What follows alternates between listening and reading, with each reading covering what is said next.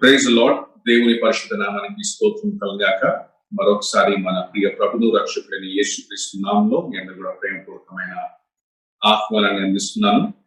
మరి తన యొక్క వాక్యాన్ని పంచుకోవడానికి ప్రభు ఇచ్చిన ఈ గొప్ప ధన్యతను బట్టి దేవునికి స్తుతులు స్తోత్రాలు చెల్లిస్తున్నాను. అలాగే ఈ ఆహ్వానాన్ని అందించిన బ్రదర్ సోలమన్ హెర్మే గారిని బట్టి కూడా దేవునికి వందనాలు తెలియజేస్తున్నాను. ఈ సమయంలో దేవుని యొక్క వాక్యాన్ని ధ్యానించుకోక ముందు మనందరం కూడా ప్రార్థన చేసుకొని వాక్యంలోకి వెళ్దాం. కళ్ళు మూసుకొని కలమర్షగా ప్రార్థన చేసుకున్నాం. మహోన్నతుడ, పరిశుద్ధుడ, మీకు స్తుతులు స్తోత్రాలు చెల్లిస్తున్నాము. మరొకసారి మీ ప్రశస్తమైన సన్నిధికి వచ్చి ప్రభువా మీ ఘనమైన నామాన్ని స్తుతించడానికి, అలాగే మీ వాక్యాన్ని ధ్యానించడానికి మాకు ఇచ్చిన ఈ శ్రేష్టమైన ధన్యతను బట్టి వందనాలు చెల్లిస్తున్నాను. ఇది మాతో మాట్లాడండి. మీ దాసుని మీ సిలువ చాటును మరుగుపరుచుకొని మాకందరికీ కావలసిన ఆధ్యాత్మిక ఆహారాన్ని అందించి మీ నామానికి మహిమ తెచ్చుకోమని, మమ్మల్ని అందరూ కూడా దీవించమని యేసుక్రీస్తు నామం అడిగి పెట్టుకున్నాం తండ్రి. ఆమేన్. ఆమేన్. దేవుని నామ స్తోత్రాలు. ఒకసారి ఇద్దరు వ్యవసాయకులు ఉన్నారట. దాంట్లో ఒక వ్యక్తి ప్రభును బాగా ప్రేమించేవాడు, మరొక వ్యక్తి నాస్తికుడు, దేవుని ప్రేమించే వ్యక్తి కాదు, దేవుడే లేడని ప్రచారం చేసే వ్యక్తి అన్నమాట. సో ఒకానొక సమయాన్న జూలై మాసంలో మరి ఇద్దరు కూడా మరి వ్యవసాయం చేశారు. అయితే ఎవరైతే ప్రభువును ప్రేమించాడో ఆయనకంతగా గొప్ప పంట రాలేదు. కానీ ఎవరైతే ప్రభువును ప్రేమించలేదో, ఎవరైతే దేవునికి సమయం ఇవ్వలేదో, దేవుడే లేడన్న విషయాన్ని ఎవరైతే చెప్పారో ఆ వ్యక్తికి బాగా పంటలు పండాయట. అయితే ఈ వ్యక్తి నాస్తికుడు క్రైస్తవులతో అంటున్నాడు ఏమనంటే, ఇదిగో నువ్వు దేవుని అంతగా వెంబడించావు కదా, దేవుడు దేవుడు అంటూ అంతగా ఆయన గూర్చి అందరితో చెప్పేవానివి కదా, దేవుని వెంబడించినందుకు నీకు ప్రతిఫలం ఏమొచ్చింది, ఎలాంటి ప్రతిఫలం దొరికింది అని చెప్పేసి తనని హేళన చేశాడు. అప్పుడు ప్రభుని ఎరిగిన ఆ వ్యవసాయకుడు ఏమంటున్నాడంటే, మరి దేవుడు ప్రతిఫలం ఇచ్చేది జూలై మాసంలో కాదు, దేవుడు తప్పక ఒకానొక దినాన ప్రతిఫలం ఇస్తాడు అని చెప్పేసి అంటున్నాడు. ఎస్, మనము ఈ విషయాన్ని చాలా జాగ్రత్తగా గ్రహించాలి. God doesn't settle accounts immediately. దేవుడు వెంటనే మరి మన జీవితం యొక్క పరిణామాన్ని లేకుంటే ప్రతిఫలాన్ని చూడడానికి వెంటనే కార్యం జరిగించకపోవచ్చు అనే విషయాన్ని మనం గమనించాలి. మరి బైబిల్ చెబుతున్న విషయం ఏంటంటే, ఒకానొక దినాన, తీర్పు దినాన దేవుడు నీతి మంతులను ఆశీర్వదిస్తాడు, అలాగే పాపిష్టులను దేవుడు తప్పక శిక్షిస్తాడు అనే విషయాన్ని బైబిల్లో చూస్తున్నాడు. ఈ లోకంలో మనం జీవించేటప్పుడు మరి నీతి మంతులకు అనగా క్రీస్తును ఎరిగిన వారికి వెంటనే ఆశీర్వాదాలు రాకపోవచ్చు, వెంటనే దేవుడు మన జీవితాల్లో కార్యాలు జరిగించకపోవచ్చు. అలాగే అవిశ్వాసులు ఈరోజు ఈ దినాల్లో లేకుంటే భూలోకంలో చాలా వర్ధిల్లొచ్చు. అయినప్పటికీ ఒకానొక దినాన మరి ఆ ప్రభు దినాన దేవుడు మరి సమస్తమును న్యాయంగా చేస్తాడనే విషయాన్ని మనం గమనించాల్సిన అవసరం ఉంది. ఈ దినాన మనం ధ్యానించుకుపోయే వాక్య భాగంలో కూడా అదే సత్యాన్ని మనం చూడగలం. మీరు కనుక మీ బైబిల్స్ తెరిచినట్లయితే మలాకీ గ్రంథము 4వ అధ్యాయము దాంట్లో ఉన్న 6 వచనాలను మనం ధ్యానించుకోబోతున్నాం. మలాకీ గ్రంథము 4వ అధ్యాయము మొదటి 6 వచనాలు. ఏలయనగా నియమింపబడిన దినము వచ్చుచున్నది, కొలిమి కాలునట్లు అది కాలును. గర్విష్ఠులందరూ దుర్మార్గులందరూ కొయ్య కాలు వలె ఉండు. వారిలో ఒకరికి వేరైనను చిగురైనను లేకుండా రాబో దినము అందరినీ కాల్చివేయనని సైన్యములకు అధిపతియగు యెహోవా సెలవిచ్చుచున్నాడు. అయితే నా నామమందు భయభక్తులకు వారగు మీకు నీతి సూర్యుడు ఉదయించును, అతని రెక్కలు ఆరోగ్యము కలుగజేయును గనక మీరు బయలుదేరి క్రొవ్విన దూడలు గంతులు వేయునట్లుగా గంతులు వేయుడు. నేను నియమింపబోవు దినమున దుర్మార్గులు మీ పాదముల క్రింద ధూళి వలె ఉండు. మీరు వారిని అనగద్రొక్కుదురని సైన్యములకు అధిపతియగు యెహోవా సెలవిచ్చుచున్నాడు. హోరేబు కొండ మీద ఇశ్రాయేలులందరి కొరకై నేను నా సేవకుడైన మోషేకు ఆజ్ఞాపించిన ధర్మశాస్త్రమును దాని కట్టడలను విధులను జ్ఞాపకము చేసుకొనండి. యెహోవా నియమించిన భయంకరమైన ఆ మహాదినము రాకమునుపు నేను ప్రవక్తయగు ఏలీయాను మీ యొద్దకు పంపుదును. నేను వచ్చి దేశమును శపించకుండానట్లు అతడు తండ్రుల హృదయములను పిల్లల తట్టును, పిల్లల హృదయములను తండ్రుల తట్టును త్రిప్పును. దేవునామానికి స్తోత్రాలు. ఇది నేను పంచుకునే అంశము, ద డే ఇస్ కమింగ్. ఆ దినము వచ్చుచున్నది, ఆ దినము వచ్చుచున్నది అనే అంశం గురించి మాట్లాడాలని ఆశపడుచున్నాను. అయితే ఇక్కడ మలాకి గ్రంథము మనం ఇక్కడ చూస్తున్నాం కదా. మలాకి అనగా మై మెసెంజర్, అంటే నా దూత, లేకుంటే నా సందేశాన్ని ప్రకటించే వ్యక్తి అని కూడా మనం చెప్పుకోవచ్చు. అయితే సహజంగా మనము ప్రవక్తల పుస్తకాలు కనుక చదివినట్లయితే మొదటి కొన్ని వచనాల్లో మరి ఈ గ్రంథము ఏ సమయంలో రాయబడింది, ఏ రాజు సమయంలో రాయబడింది అనేవి కొన్ని డీటెయిల్స్ మనకు కనిపిస్తాయి. కానీ దీంట్లో అలాంటి డేట్ ఫార్ములా అనేది లేదు. అంటే మలాకి ఏ సమయంలో ప్రవచించాడు అనేది మనకి ఇక్కడ ఏమి కూడా తెలియచేయబడలేదు అనమాట.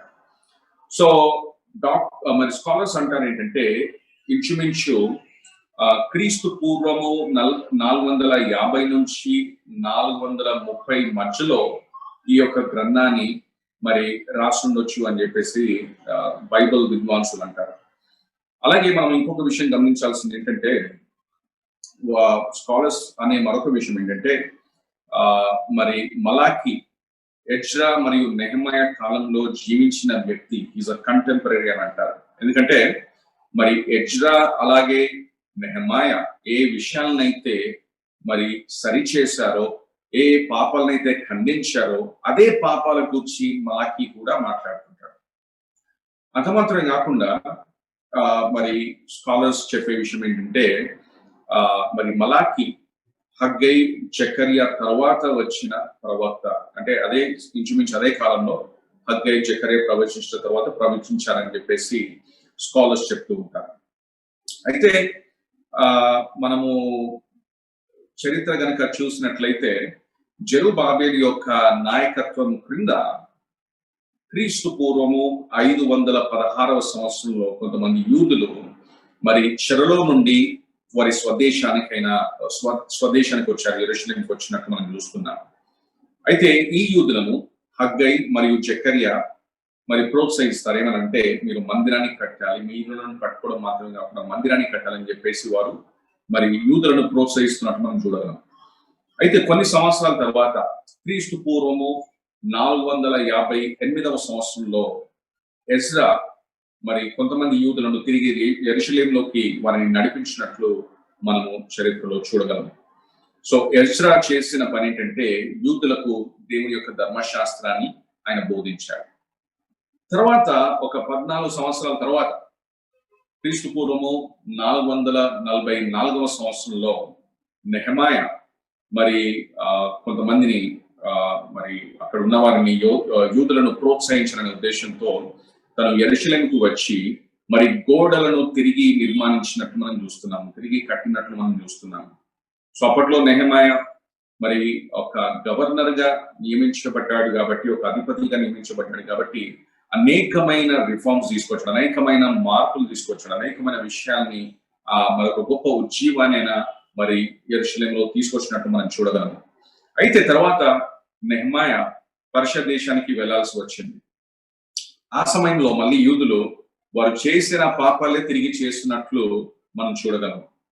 సో స్కాలర్స్ అంటారు ఏంటంటే, అలాంటి సమయంలో మరి దేవుడు ప్రవక్త అయిన మలాకీకు మరి ఒక పిలుపునిచ్చి మరి ప్రవచించడానికి దేవుడు తన్ని వాడుకున్నాడని చెప్పేసి మరి స్కాలర్స్ అంటారు. అందుకే మలాకి మరి ప్రవచించిన విషయాలు కనుక ఈ గ్రంథంలో చూస్తే, నెహెమయా ఏ పాపాలనైతే గతించాడో, ఖండించాడో అదే పాపాలని మరి మలాకి కూడా మరి అడ్రస్ చేస్తున్నట్లు, వాటిని ఖండిస్తున్నట్లు మనం ఇక్కడ చూడగలం.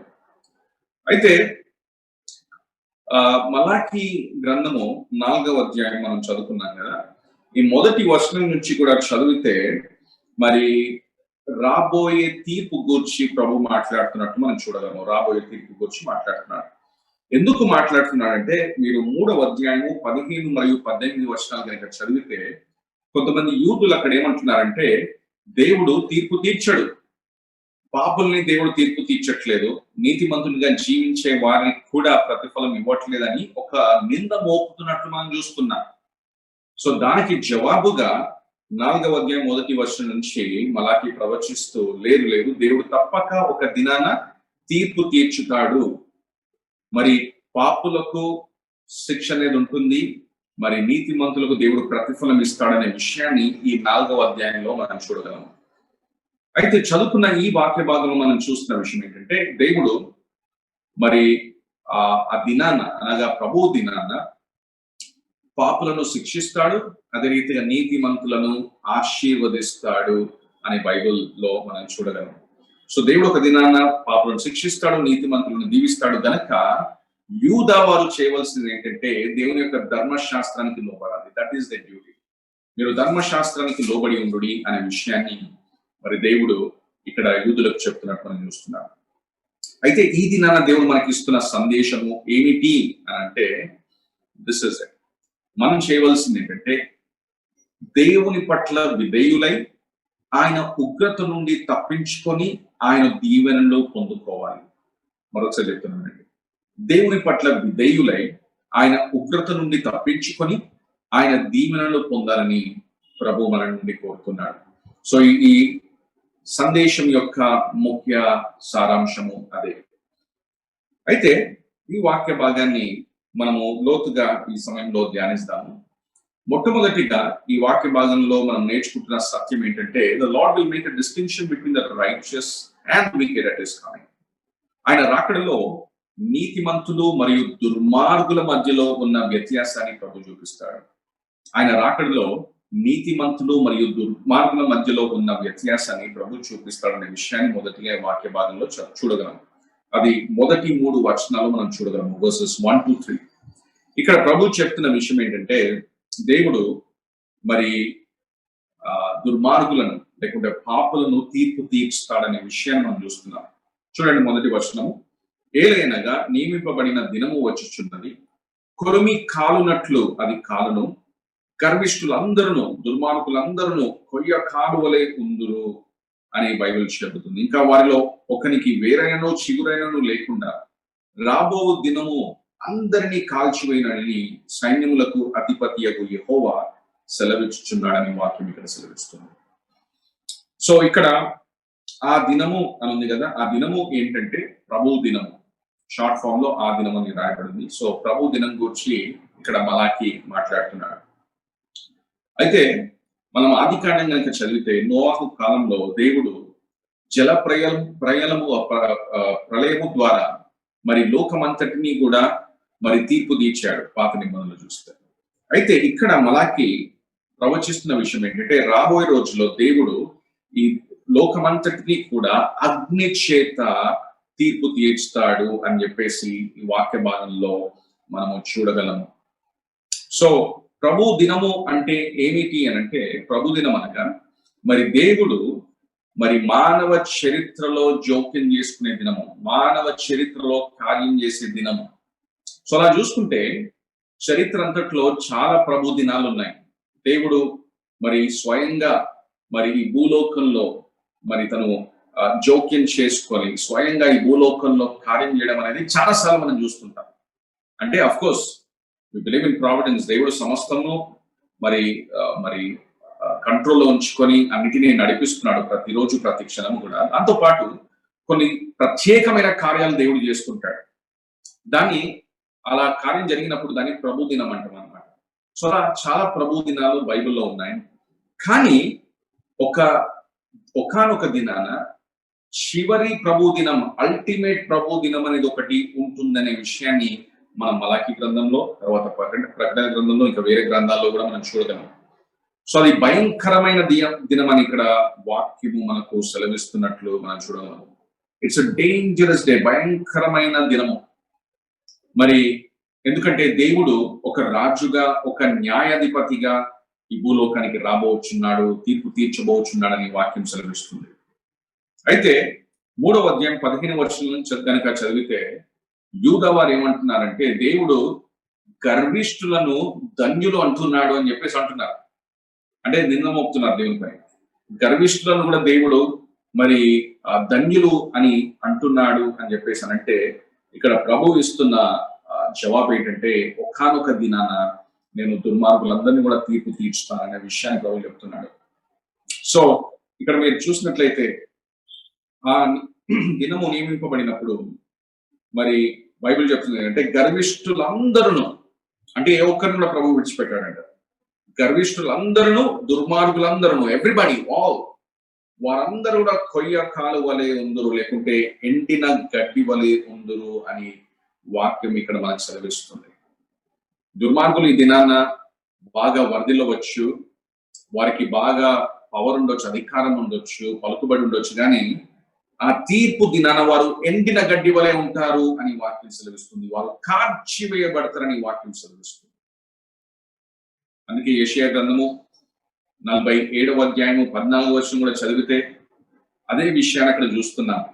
వారు కొయ్య కాలు వలె నైరి, అగ్ని వారిని కాల్చివేయుచున్నది, జ్వాల యొక్క బలము నుండి తమ్ము తాము తప్పించుకొనలేక ఉన్నారు అని చెప్పేసి అక్కడ యెషయా ప్రవచిస్తున్నాడు. సో ప్రియులారా, ఇప్పుడు పాపులు బాగా మరి దేవుని బిడ్డల్ని హేళన చేయవచ్చు, దేవుని దూషించవచ్చు, బాగా బలంగా ఉండొచ్చు, కానీ తీర్పు దినాన దే విల్ బి ఇన్సిగ్నిఫికెంట్. తీర్పు దినాన వారు ఎవరూ లేనట్లుగా చిన్నగా అయిపోతారు. ఎలాంటి పలుకుబడి లేకుండా మొత్తం ఎండిపోయిన గడ్డి ఏ రీతిగా ఉంటుందో ఆ రీతిగా వారి పరిస్థితి ఉంటుందని చెప్పేసి వాక్యం మనకి ఇక్కడ సెలవిస్తుంది. అలాగే యెషయా గ్రంథము 13వ అధ్యాయము 11వ వచనం కనుక చదివితే 13-11లో మరి గర్విష్ఠుల్ని దేవుడు ఏ రీతిగా శిక్షిస్తాడనే విషయాన్ని అక్కడ చూడగలం. అక్కడ యెషయా రాస్తున్నాడు, లోకుల చెడుతనమును బట్టి, దుష్టుల దోషమును బట్టి నేను వారిని శిక్షింపబోచున్నాను. అహంకారుల అతిశయమును మాన్పించదను, బలత్కారుల గర్వమును అణిచివేసేదను అని వాక్యం సెలవిస్తుంది. చూసారా, దేవుడు గర్విష్ఠులను, గర్వాన్ని, పాపాన్ని ఎంతగా ద్వేషిస్తున్నాడు. God will definitely judge sin one day. క్రొత్త నిబంధనకు వచ్చేసరికి అపోస్తుడైన పౌలు కూడా ఏథెన్స్ లో ఉన్న వారితో మాట్లాడుతూ రాబోయే తీర్పు గూర్చి ఆయన వారిని హెచ్చరిస్తున్నట్టు మనం చూస్తున్నాము. అపోస్తుల కార్యములు 17వ అధ్యాయము 30-31 వచనం కనుక చదివితే, ప్రత్యేకంగా 31వ వచనం కనుక చదివితే అక్కడ ప్రభు చెప్పే విషయం ఏంటంటే మరి ఒకానొక దినాన మరి మనుషులను తీర్పు తీర్చడానికి దేవుడు ఒక దినాన్ని నియమించాడు. Yes, appointed day అని మనం అక్కడ చూస్తున్నాము. తీర్పు తీర్చబోయే దినము ఒకటి నిర్ణయించబడి ఉన్నది అని అపోస్తలుడైన పౌలు అక్కడ రాస్తున్నట్టు మనం చూస్తున్నాము. ప్రియులారా, ఈ ప్రభు దినాన్న మరి గర్విష్ఠులందరూ కూడా కాల్చివేయబడతారు అని వాక్యం మనకు సెలవిస్తుంది. ఇదే విషయాన్ని బాప్తిస్మము ఇచ్చే యోహాను కూడా ప్రకటించినట్టు మనం చూస్తున్నాము. మత్తయి రాసిన సువార్త 3వ అధ్యాయం 12వ వచనం కనుక చదివితే అక్కడ యోహాను అంటున్నాడు, ఆయన అనగా యేసు ప్రభు, ఆయన చేతిలో ఉన్నది, ఆయన తన కళ్ళమును బాగుగా శుభ్రము చేసి గోధుమలను కొట్టులో పోసి ఆరని అగ్నితో పొట్టును కాల్చివేయును అని వారితో చెప్పాడు. సో యేసు ప్రభు భూలోకానికి వచ్చింది కూడా అందుకే, మానవులను రక్షించడానికి. అదే సమయంలో రెండవ రాకడలో ఆయన పాపలను తీర్పు తీర్స్తాడనే విషయాన్ని యోహాను కూడా చెబుతున్నాడు. గనక కొంతమంది మనము ఎక్కువగా దేవుని ప్రేమ గురించి బోధిస్తుంటారు, మంచిదే, కానీ దాంతో పాటు మన బోధన బ్యాలెన్స్ చేయాలి. ఎందుకంటే బైబిల్లో మనం చాలా స్పష్టంగా చూస్తున్నాం ఏంటంటే అగ్ని గూర్చి మనం బోధించాలి, ఫైర్ అండ్ బ్రిమ్స్టోన్ ప్రీచింగ్ అనేది ఉండాలి. అంటే పాపమును దేవుడు తప్పక తీర్పు తీర్చుతాడు, నరకాగ్ని ఒకటి ఉంది, తీర్పు దినం ఒకటి ఉంది అనే విషయాన్ని మనం బోధించాలి. మనం ఆ విషయాన్ని జ్ఞాపకం చేసుకుంటూ ఉండాలి. ఎందుకంటే మరి తీర్పు గురించి చాలా మరి బైబిల్ చాలా స్పష్టంగా మనకు తెలియజేస్తుంది. చాలా కఠినమైన మాటలు మనం అక్కడ చదువుతున్నాం, అది మనం ధ్యానించాలి, ఇంతలోకి ప్రకటించాలి కూడా. అయితే అక్కడ వాక్యం సెలవిస్తుంది ఏంటంటే, ముందు చదివినట్లయితే వారిలో ఒకనికి వేరైనను చిగురైనను ఉండదు అని అంటున్నాడు. అంటే దేవుడు దుర్మార్గులను సంపూర్ణంగా సంహరిస్తాడు, సంపూర్ణంగా వారిని నాశనం చేస్తాడు, సంపూర్ణంగా తీర్పు తీర్చుతాడు అనే విషయాన్ని మనం ఇక్కడ చూస్తున్నాం. They will be no chance for recovery. మళ్ళీ ఇంకా వారి జీవితాలు కట్టుకోవడానికి అవకాశం ఉండదు. అవకాశం ఉందంటే ఈ భూలోకంలోనే. చనిపోయిన తర్వాత ఇంకా అవకాశం లేదు, లేదా ప్రభు రెండవ రాకడలో మన సమయంలో వస్తే ఇంకా మనకు అవకాశం లేదు అనే విషయాన్ని జ్ఞాపకం చేసుకోవాల్సింది. దేవుడు మరి పాపులను తీర్పు తీర్చుతాడు. అంత మాత్రం కాకుండా దేవుడు మరి నీతిమంతులను ఆశీర్వదిస్తాడనే విషయాన్ని మనం రెండవ వచనం మనం చూడగలం. రెండవ వచనం చూడండి. అయితే నా నామమందు భయభక్తులు గల వారు మీకు నీతి సూర్యుడు ఉదయించును. ఇది మీ సంఘం కొరకైన ప్రభు ఇచ్చిన వాగ్దానం, రైట్? ఇంకా ముందు చదివితే అతని రెక్కలు ఆరోగ్యము కలగజేయును గనక మీరు బయలుదేరి ప్రోపిన దూడలు గంతులు వేయునట్లు గంతులు వేయుదురు అని ఇక్కడ మలాకి ప్రవచిస్తూ ఉన్నాడు. అయితే ఇక్కడ రెండవ వచనంలోని మొదటి పదము అయితే అని ఉంది తెలుగులో కదా.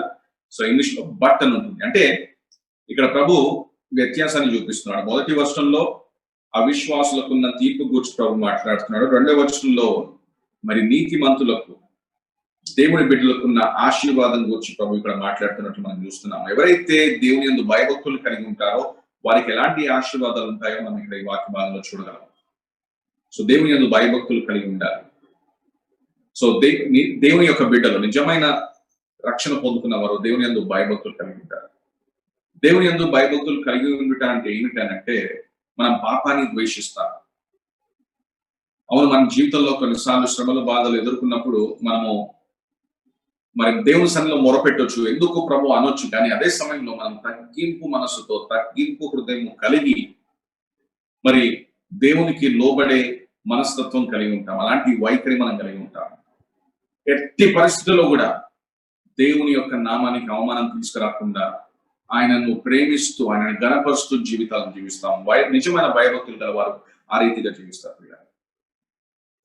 సో ఇక్కడ నీతి సూర్యుని గూర్చి మరి ప్రవచిస్తున్నట్లు మనం చూస్తున్నాం. నీతి సూర్యుడు చూడండి, మన భారతదేశంలో మనకు సన్షైన్ అనేది చాలా ఎక్కువగా ఉంటుంది, బాగా ఉంటుంది. కాబట్టి మనకు అంత విలువ తెలియకపోవచ్చు. కానీ కొన్ని దేశాల్లో కొన్ని రోజుల వరకు సూర్య కిరణాలు అనేవి వారు అనుభవించలేరు అనమాట. అలాంటి పరిస్థితి అనమాట.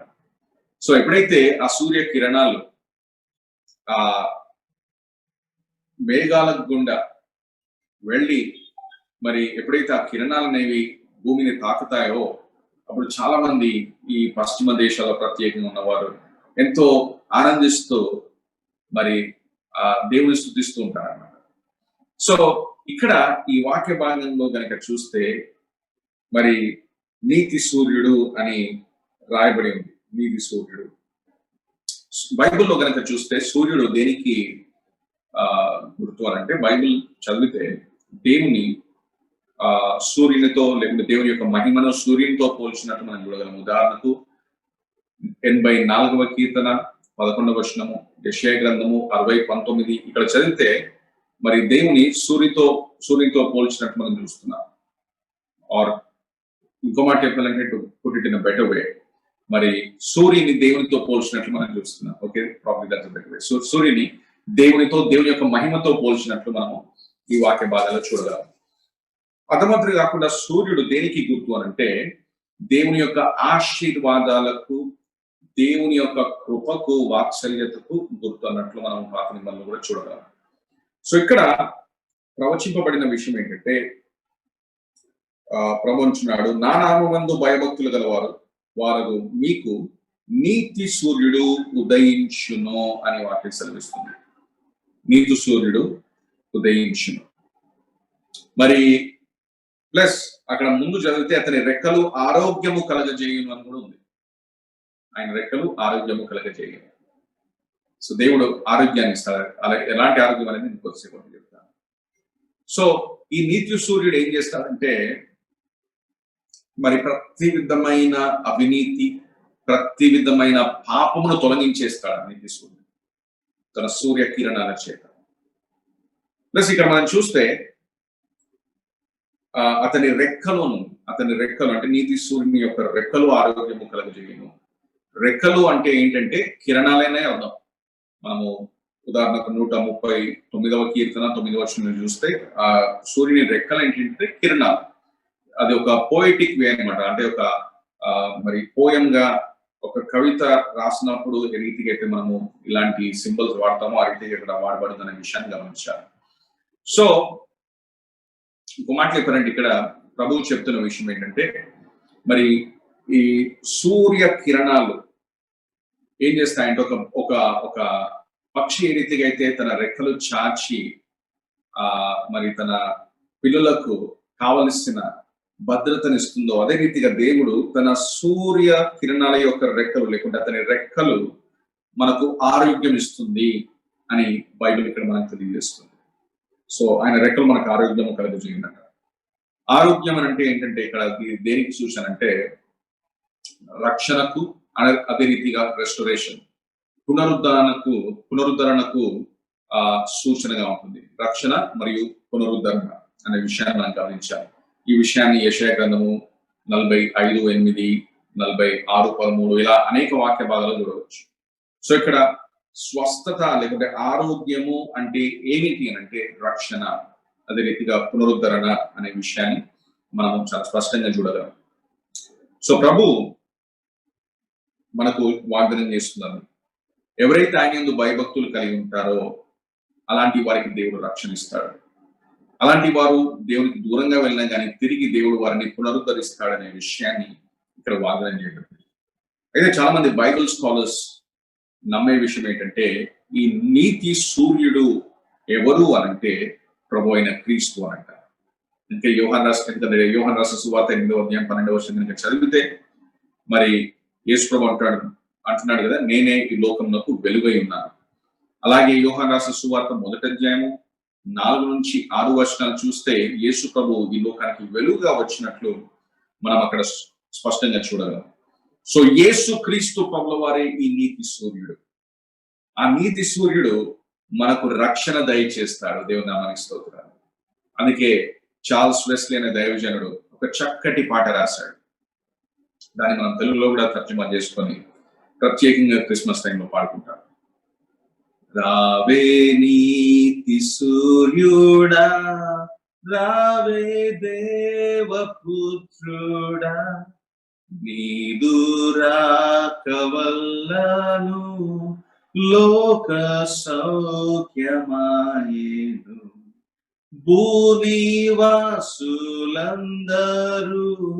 మృత్యు భీతి గెల్తురు, నిన్ను నమ్ము వారికి ఆత్మశుద్ధి కల్గును. దూత పాట పాడుడి, రక్షకుం స్తుతించుడి. అవును, యేసు క్రీస్తు ప్రభువారు ఆయన నీతి సూర్యుడై ఉంటున్నాడు. ఆయన రాక వలన మనకు రక్షణ దయచేస్తారు. కాబట్టి ఇంకా మనం ముందు చదివితే ప్రభు చెప్తున్న విషయం ఏంటంటే ఆరోగ్యము కలుగజేయును అని చెప్పేసి, కనుక మీరు బయలుదేరి క్రొవ్విన దూడలు గంతులు వేయినట్లుగా గంతులు వేయుదురు అంట. ఇక్కడ క్రొవ్విన దూడలు ఉంది, దాన్ని లిటరల్ గా తర్జుమా చేసుకోవాలంటే శాలలో ఉన్న దూడలు గంతులు వేయినట్లుగా కూడా అనవచ్చు. అంటే బాగా శాలలో ఉన్న దూడల్ని కట్టి పెట్టిన తర్వాత దాంట్లో నుంచి వాటిని రిలీజ్ చేసి ఆ కట్టు విప్పేసి వాటిని బయటికి పంపించినప్పుడు ఏ రీతిగా అయితే గంతులు వేస్తాయో, ఆ యొక్క మరి స్వేచ్ఛను పొందుతున్నప్పుడు ఏ రీతిగా అయితే గంతులు వేస్తాయో మీరు కూడా ఆ రీతిగా గంతులు వేస్తారు అని చెప్పేసి ప్రభు అంటున్నాడు. దేవునామని స్తోత్రాలు. సో యేసు క్రీస్తు ప్రభువారు మనకు అలాంటి ఉత్సాహాన్ని, సంతోషాన్ని, ఆనందాన్ని తీసుకొచ్చాడు. అవును, ఈ లోకంలో మనము శ్రమల గుండా వెళ్తుంటాము, అనారోగ్యతను అనుభవిస్తుంటాము, ఆర్థిక సమస్యలు ఎదుర్కొంటాము, అనేకమైన శ్రమల గుండా వెళ్తాము. కానీ ఆ దినాన ప్రత్యేకంగా యేసు ప్రభు యొక్క 2వ రాకడలో మరి దూడలు గంతులు వేయినట్లు మనం అందరం కూడా గంతులు వేస్తామని బైబిల్ సెలవిస్తుంది. ఎందుకంటే అప్పుడు మనం సమస్త పాపము నుండి, సమస్తమైన శ్రమల నుండి విడిపించబడతాం గనక మనం గంతులు వేస్తూ ప్రభుని స్తుతిస్తాం. దేవుని నామానికి స్తోత్రం. అది నీతిమంతులకున్న ఆశీర్వాదం. అది నీతి సూర్యుడైన యేసు ద్వారానే ఈ ఆశీర్వాదం కలుగుతుందనే విషయాన్ని మనం గమనించాలి. ఆయన శిలువ మరణంలో చేసే త్యాగాన్ని బట్టే మనం సంపూర్ణమైన విడుదల పొందుకొని ఒకనొక దినాన ఆయనను స్తుతించబోతున్నాం. ఇక 3వ వచనం కనుక చదివితే బైబిల్ ఈ రీతిగా సెలవిస్తుంది, నేను నియమింపబో దినమున, అంటే ప్రభు దినమున, దుర్మార్గులు మీ పాదముల క్రింద ధూళి వలె ఉందురు, మీరు వారిని అణగద్రొక్కుదురని సైన్యములకు అధిపత్యకు యెహోవా సెలవిచ్చుచున్నాడు. మరి ఆ తీర్పు దినానంట నీతిమంతులైన మనము దుర్మార్గులను ధూళి వలె, వారు మన పాదముల క్రింద ధూళి వలె ఉంటారు. అది యాక్చువల్లీ లిటరల్ గా ట్రాన్స్లేట్ చేసుకోవాలంటే వారు బూడిద వలె ఉంటారు. ఇక్కడ మొదటి వర్షంలో చూసుకున్నాం కదా, వారు మొత్తం కాలిపోతారని. సో వారు బూడిద వలె మరి నీతిమంతుల యొక్క కాల క్రింద ఉంటారని చెప్పేసి వాక్యం సెలవిస్తుంది. అంటే ఫిగరేటివ్ లాంగ్వేజ్ ఇదంతా కూడా, రూపకలంకరమైన భాష ఇదంటే ప్రభు చెప్తున్న విషయం ఏంటంటే, ఒకానొక దినాన ఎవరైతే ఈ అన్యులు, ఎవరైతే దుర్మార్గులు, పాపులు విర్రవీగుతున్నారో, ఒక దినాన వారు ధూళి వలె, దుమ్ము వలె, బూడిద వలె మారిపోతారు. అయితే మీరు మరి ఆశీర్వదింపబడతారు, దేవుడు మీకు న్యాయం జరిగిస్తాడని చెప్పేసి ఇక్కడ ప్రభు జ్ఞాపకం చేస్తున్నాడు. సో పిల్లరా, ఈ వాక్య భాగం నుంచి మనం నేర్చుకుంటున్న మొట్టమొదటి సత్యం ఏంటంటే, మరి ఆయన రాకడలో నీతిమంతులు మరియు దుర్మార్గుల మధ్యలో ఉన్న వ్యత్యాసాన్ని ప్రభు చూపిస్తాడు. యూదులు అంటున్నారు, ప్రభు మాకు న్యాయం ఎక్కడ, అన్యులు బాగా వర్ధిల్లుతున్నారే, మరి నీతిమంతులంతా కూడా శ్రమలు పడుతున్నారే అని అంటే ప్రభు అంటున్నాడు, లేదు ఒకనొక దినాన నీతిమంతులకు మరియు దుర్మార్గులకు ఉన్న వ్యత్యాసం ఏంటో, ఆ పరిణామంలో వ్యత్యాసం ఎలా ఉంటుందని మీకు తప్పక చూపిస్తాను అంటున్నాడు. అంత మాత్రమే కాకుండా రెండవదిగా ఈ వాక్య భాగం నుంచి మనం నేర్చుకుంటున్న విషయం ఏంటంటే, the lord requires obedience from us. ప్రభు మన నుండి విధేయతను కోరుతున్నాడు. ప్రభు మన నుండి విధేయత కోరుతున్నాడు అనే విషయాన్ని మనము ఈ వాక్య భాగం చూడగలం. అయితే ఈ 4వ వచనం కనుక చదివితే, 4 మరియు తర్వాత 5వ వచనం చదివితే మోషే మరియు ఏలియా గురించి రాయబడినట్టు మనం చూస్తున్నాం. మరి మోషే ధర్మశాస్త్రమునకు గుర్తు, ఏలియా ప్రవక్తలకు గుర్తు అన్నమాట. సో అందుకే ఇక్కడ వారిద్దరి గురించి వివరించబడింది. 4వ వచనం కనుక చదివితే బైబిల్ రీతిగా చెబుతుంది, హోరేబు కొండ మీద ఇశ్రాయేలులందరి కొరకై నేను నా సేవకుడైన మోషేకు ఆజ్ఞాపించిన ధర్మశాస్త్రమును, దాని కట్టడలను, విధులను జ్ఞాపకము చేసుకొనుడి అని వాక్యం సెలవిస్తుంది. హోరేబు పర్వతం అనగా సినాయి పర్వతం, రెండు ఒకే పదాన్ని, ఒకే పర్వతం గురించి వివరిస్తున్నాయన్న విషయం గమనించాలి. అయితే మనము ఇక్కడ మోషే ధర్మశాస్త్రం గురించి ప్రభు ఎందుకు మాట్లాడుతున్నాడంటే, ఈ గ్రంథంలో కొన్ని వివాదాలు ఉంటాయి, మొత్తం 6 వివాదాలు ఉంటాయి, 6 డిస్ప్యూటేషన్స్. అయితే దాంట్లో మొదటి 3 వివాదాల్లో మనం చూస్తున్న విషయం ఏంటంటే, యూదులు మరి మోషే ధర్మశాస్త్రాన్ని పాటించట్లేదు. మోషే ధర్మశాస్త్రాన్ని పాటించలేదు కాబట్టి వారు చెరలోకి వెళ్ళారు, అనేకమైన శ్రమలు గుండా వెళ్ళారు. మళ్ళీ వారి పరిస్థితి అలాగే ఉంది. చెరలో నుంచి తిరిగి వచ్చిన తర్వాత కూడా మోషే యొక్క ధర్మశాస్త్రాన్ని పాటించడం లేదు, దేవుని యొక్క మాటకు విధేయత చూపెట్టలేదు. అందుకే ప్రభు వారిని గర్దిస్తూ ఇదిగో ఆ విషయాన్ని వారికి జ్ఞాపకం చేస్తున్నట్లు మనం చూస్తున్నాము. సో ఆ ధర్మశాస్త్రములను, కట్టడలను, విధులను జ్ఞాపకము చేసుకోండి అని ప్రభు వారితో చెబుతున్నట్లు మనం చూస్తున్నాము.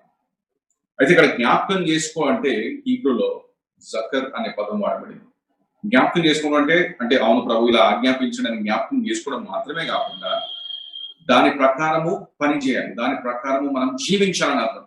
జ్ఞాపకం చేసుకోవడం అంటే ఆయన వాక్యాన్ని జ్ఞాపకం చేసుకొని దాని పట్ల విధేయత చూపించాలని అర్థం. సో యాకోబు గ్రంథం 1వ అధ్యాయం 22వ వచనంలో ఉన్నట్లుగా మనము వాక్యం వినువారిగా మాత్రమే కాకుండా వాక్య ప్రకారం చేసేవారిగా ఉండాలి. అంటే పిల్లల విధేయత మనని రక్షించదు, కానీ విధేయత మనము నిజమైన విశ్వాసులము అనేది నిరూపిస్తుంది. నిజంగా రక్షింపబడిన వ్యక్తి తప్పకుండా దేవుని పట్ల విధేయత చూపించడానికే మరి ప్రయత్నం చేస్తాడు. ఆ విషయం మనం గమనించాలి. సో మనము దేవుని పట్ల కనుక విధేయత చూపిస్తే దేవుని యొక్క ఉగ్రతను మనం తప్పించుకుంటాం. మనం దేవుని పట్ల విధేయత చూపిస్తే పరిశుద్ధమైన జీవితాన్ని జీవిస్తాం. మనము దేవుని పట్ల విధేయత చూపించినట్లయితే దేవుడు మనకు తప్పక ప్రతిఫలం ఇస్తాడనే విషయం గమనించాలి. అయితే మనం ఈ దినాన ధర్మశాస్త్రమును అనుసరించి జీవించం, కానీ మరి ధర్మశాస్త్రం నెరవేర్చిన క్రీస్తు యొక్క మాటలను అనుసరించి జీవిస్తున్నాం గనుక పిల్లరా, మనమందరం కూడా దేవుని యొక్క మాటకు విధేయత చూపించాలి, ప్రభు యొక్క మాటకు విధేయత చూపించాలి. Lord requires obedience from us. అదొక ఆజ్ఞ. ఆయన మాటకు శక్తి ఉంది. ఈ వాక్యంలో అధికారం ఉంది. ఈ దేవుడు పలికిన మాటలు కాబట్టి, మానవుడు పలికిన మాటలు కాదు కాబట్టి, దేవుడు పలికిన మాటలు కాబట్టి దీంట్లో అధికారం ఉంది. కనుక ఈ మాటలకు మనం లోబడితే మనకు ఆశీర్వాదాలు, లోబడకుంటే మనకు తీర్పు ఉంటుంది అనే విషయాన్ని మనం చాలా స్పష్టంగా ఇక్కడ చూస్తున్నాం. ఆశీర్వాదాలు అంటే కేవలము భౌతిక సంబంధమైన మాత్రమే ఆలోచించకుండా మనము మరి ఆధ్యాత్మిక ఆశీర్వాదాలు పొందుకుంటామనే విషయాన్ని మనం గమనించాలి. సో ప్రభు మన నుండి విధేయత కోరుతున్నాడనే విషయాన్ని మనం ఇక్కడ చూడగలం. చివరిగా, మూడవదిగా మరియు చివరిగా ఈ వాక్య భాగం నుంచి నేర్చుకుంటున్న మరొక విషయం ఏంటంటే, ఆయన రాకడ ముందు మారు మనస్సు పొందడానికి ప్రభు ప్రజలను సిద్ధం చేస్తాడు. ఆయన రాకడ ముందు మారు మనస్సు పొందడానికి ప్రజలను ప్రభు సిద్ధం చేస్తాడనే విషయాన్ని 5 మరియు 6 వచనాలను చూడగలం. దయచేసి 5వ వచనం చూడండి. యెహోవా నియమించిన భయంకరమైన ఆ మహాదినము రాకమునుపు నేను ప్రవక్తయగు ఏలియాను మీ వద్దకు పంపుతును అనే వాక్యం సెలవిస్తుంది. మలాకి గ్రంథం 3వ అధ్యాయం 1వ వచనం చదివితే అక్కడ కూడా ప్రభు వాగ్దానం చేస్తున్నాడంటే, ఒక దినాన్ని నేను ఏలియాను పంపిస్తానని ప్రభు అక్కడ కూడా వాగ్దానం చేశాడు. సో ఆ మహాదినం ముందు ప్రభు ఏలియాను పంపిస్తాడట. అయితే మనము లూకా రాసిన సువార్త 1వ అధ్యాయం 17వ వచనం చదివితే ఆ ఏలియా ఎవరో కాదు, యోహాను, బాప్తిస్మం ఇచ్చి యోహాను అని మనకు అర్థమవుతుంది. అంటే యోహాను ఏలియా యొక్క ఆత్మలో వచ్చి ప్రవచించడానికి అక్కడ ఉంటుంది. అంటే స్వయంగా ఏలియా రాలేదు, కానీ యోహాను ఏలియా యొక్క ఆత్మలో వచ్చాడు, ఆయన లాంటి స్పిరిట్ కలిగి ఉన్నాడని చెప్పేసి మనం అక్కడ వాక్య భాగంలో చూడగలం. అయితే పిల్లరా, ఇంకా ముందు చదివితే 6వ వచనం కనుక చదివితే, నేను వచ్చి దేశమును శపించకుండానట్లు అతడు తండ్రుల హృదయములను పిల్లల తట్టును, పిల్లల హృదయములను తండ్రుల తట్టును త్రిప్పును అనే వాక్యం సెలవిస్తుంది. సో ఇక్కడ వారి తట్టున త్రిప్పును అని అంటే, ఇక్కడ పశ్చాత్తాపం గురించి ప్రభు మాట్లాడుతున్నాడు. అంటే ప్రజలందరూ కూడా పశ్చాత్తాపడాలి, దేవుని బిడ్డలందరూ కూడా పశ్చాత్తాపడాలనే విషయాన్ని ప్రభు ఇక్కడ తెలియజేస్తున్నాడు. అయితే ఇక్కడ తండ్రుల హృదయం పిల్లలను తట్టును, పిల్లల హృదయం తండ్రులు తట్టును ఎందుకు మాట్లాడుతున్నాడంటే, మరి మనము ఆ ముందు వాక్య భాగం కనుక చూస్తే 2వ అధ్యాయము 10వ వచనము, 3వ అధ్యాయము 5వ వచనం కనుక చూస్తే యూదవారు ఒకరి పట్ల ఒకరు అపనమ్మకంగా ఉన్నట్టు మనం చూడగలం. ప్లస్ ఒకరి పట్ల ఒకరు అన్యాయంగా ప్రవర్తిస్తున్నట్లు కూడా మనం అక్కడ వాక్య భాగంలో చూడగలం. అంత మాత్రమే కాకుండా మనము 3వ అధ్యాయం కనుక చూస్తే కొంతమంది పురుషులు యవన ప్రాయంలో వివాహం చేసుకున్న వారి భార్యలు ఇప్పుడు పెద్దవాళ్ళు అయిపోయారు కాబట్టి, మరి ముసలోళ్ళు అయిపోయారు కాబట్టి వారిని విడిచిపెట్టి మరి యవన స్త్రీలను పట్టుకొని వివాహం చేస్తున్నట్టు మనం చూస్తున్నాం. సో చాలా ఘోరమైన పాపాలు అక్కడ జరుగుతున్నాయి. సో వాటిని ప్రభు ఇక్కడ ఖండిస్తున్నట్లు మరి స్కాలర్స్ చెప్తుంటారు అన్నమాట. అంటే వారి సొంత కుమారులను పట్టించుకోకుండా, కుమారుడు వారి సొంత తండ్రులను పట్టించుకోకుండా, మరి ఫ్రాక్చర్డ్ ఫ్యామిలీస్ అనేవి అక్కడ ఉన్నాయి. కుటుంబ వ్యవస్థ అనేది పడిపోతుంది. ఏ వ్యవస్థనైతే దేవుడు ఆ ఏదోని తోటల్లో మొదటిగా మరి నిర్మించుకున్నాడు, ఆ వ్యవస్థ అనేది పడిపోతుంది అక్కడ. కనుక దేవుడు వారిని ఖండిస్తూ మరి ఈ యోహాను ఏం చేస్తాడంటే, మరి తండ్రుల హృదయములు పిల్లల తట్టును, పిల్లల హృదయము తండ్రుల తట్టును తిప్పును అని చెబుతూ ఉన్నాడు. అయితే దేవునికి దూరంగా ఉన్నప్పుడు ఇలాంటివి జరుగుతుంటాయనే విషయం మనం గమనించాలి. ఎజేకీలు గ్రంథం కనుక చదివినట్లయితే, మరి ముట్టడి సమయంలో మరి ప్రజల యొక్క పాపాలని బట్టి వారు ఏం చేశారంటే, ఎజేకీలు గ్రంథము 5వ అధ్యాయం 10వ వచనం కనుక చదివితే, కావున మీ మధ్య తండ్రులు తమ కుమారులను భక్షింతురు, కానిబాలిజం, మనుషులను తినడం, కుమారులు తమ తండ్రులను భక్షింతురు, ఈ ప్రకారం నేను నీకు శిక్ష విధించి నీలో శేషించిన వారిని 4 దిశలా చెరగొట్టుదును అని అంటున్నాడు. అంటే వారి పాపం ఎంత ఘోరంగా ఉందంటే, సొంత కుమారుని సొంత తండ్రులను భక్షిస్తున్నారు. కానీ యోహాను యొక్క పరిచయం ఏం చేస్తుందంటే, మరి తండ్రుల హృదయములను పిల్లల తట్టును, పిల్లల హృదయములను తండ్రుల తట్టును త్రిప్పును అని వాక్యం సెలవిస్తుంది. లూకా రాసిన సువార్త 1వ అధ్యాయం 17వ వచనంలో అదే విషయాన్ని మనం చూస్తున్నాం. మరియు అతడు తండ్రుల హృదయములను పిల్లల తట్టుకు త్రిప్పును అనే విషయాన్ని మనం అక్కడ చూస్తున్నాం. అంటే యోహాను యొక్క పరిచయం ఏం చేసిందంటే ఇజ్రాయెల్ ఒక గొప్ప ఉజ్జీవాన్ని తీసుకొచ్చింది. అంటే మెస్సయ్య రాబోతున్నాడు కాబట్టి ఆయన ప్రకటించినప్పుడు, ఆయన సందేశం ఇచ్చినప్పుడు అనేక మంది పశ్చాత్తాపపడి మరి క్రీస్తును వారు అంగీకరించినట్లు మనం చూడగలం. సో ఇక్కడ ఈ సమయంలో కూడా 6వ వచనంలో కూడా ప్రభు ఇజ్రాయెల్ ప్రజలకు ఒక అవకాశం ఇస్తున్నాడు. ఎప్పుడైనా మీరు పశ్చాత్తాపపడండి, ఎప్పుడైనా మీ జీవితాన్ని ప్రభుకు సమర్పించుకోనని ప్రభు వారికి ఒక అవకాశం ఇస్తున్నట్లు మనం చూస్తున్నాం. ప్రభు అంటున్నాడు, నేను వచ్చే దేశమును శపించకుండానట్లు కదా, అంటే మిమ్మల్ని ఘోరంగా శపించకుండానట్లు, మిమ్మల్ని సంపూర్ణంగా తీర్పు తీర్చకుండానట్లు మీరు మరి యోహాను ఈ పని చేస్తాడు, మీ హృదయాన్ని మార్చేటట్లు పరిచర్య చేస్తాడని చెప్పేసి వాక్యం ఇక్కడ సెలవిస్తుంది. సో యూదాకు రెండు ఆప్షన్స్ ఉన్నాయి ఇక్కడ ముందు. మరి రెండిట్లో ఒకటి ఎన్నుకోవాలి. ఒకటి ఏంటంటే దేవుని యొక్క ప్రేమకు స్పందించి వారి జీవితాలను సమర్పించుకోవాలి, లేనట్లయితే దేవుని యొక్క ఉగ్రతను వారు ఎదుర్కోవాల్సిన అవసరం ఉందన్నమాట. సో యూదా వారు గనక పశ్చాత్తాపడినట్లయితే వారి పరిస్థితి ఎలా ఉంటుందంటే ఈదోము వలె, అదే రీతిగా కనాను దేశస్తుల పరిస్థితి ఏ రీతిగా జరిగిందో అలాగే జరుగుతుంది, మీరు సంపూర్ణంగా సంహరింపబడతారని చెప్పేసి దేవుడు వారిని చాలా గట్టిగా హెచ్చరిస్తున్నట్లు మనం ఇక్కడ చూడగలం వాక్యం. గనక పిల్లరా, మనము గనక పశ్చాత్తాపబడినట్లయితే మన పరిస్థితి కూడా అదే. మనం ఇంకనో పాపంలో జీవిస్తున్నట్లయితే మన పరిస్థితి కూడా అదే అనే విషయాన్ని మనం గమనించాలి. కనుక నీవు ఇంకా రక్షింపబడినట్లయితే ఈ దినమే నీ పాపాలని ప్రభు సన్నిధిలో ఒప్పుకో, ఈ దినమే నీ జీవితాన్ని ప్రభుకు సమర్పించుకొని ఆయన ఇచ్చే రక్షణను పొందుకో. కాబట్టి ఈ దినాన ప్రభు మనకు ఇచ్చిన ముఖ్య సందేశం ఏంటంటే దేవుని పట్ల విధేయులై ఆయన ఉగ్రత నుండి తప్పించుకొని ఆయన దీవెనలు పొందుకోండి. మరొకసారి చెప్తున్నాను, దేవుని పట్ల విధేయులై ఆయన ఉగ్రత నుండి తప్పించుకొని ఆయనకు విధేయులై ఉండుడి అనే విషయాన్ని, ఆయన దీవెనలు పొందుకోండి అనే విషయాన్ని మనము ఈ దినాన చూసుకుని ఉన్నాం. అయితే మలాకీ గ్రంథంలోని చివరి పదం, యాక్చువల్లీ ఇక్కడ మనకు తెలుగులో కానీ ఇంగ్లీష్ లో కానీ కనిపించదు, కానీ చివరి పదము మలాకీ గ్రంథంలో శాపం. ఇక్కడ శపించుకున్నట్లు అనేది మధ్యలో వచ్చింది, స్టార్టింగ్ లో వచ్చింది, కానీ హీబ్రూ భాషలో చివరి పదము శాపం. అంటే ఆ పదము తర్వాత దేవుడు, ఆ మాట పలికిన తర్వాత దేవుడు ఇంచుమించు 400 సంవత్సరాల దాకా ఏం మాట్లాడలేదు.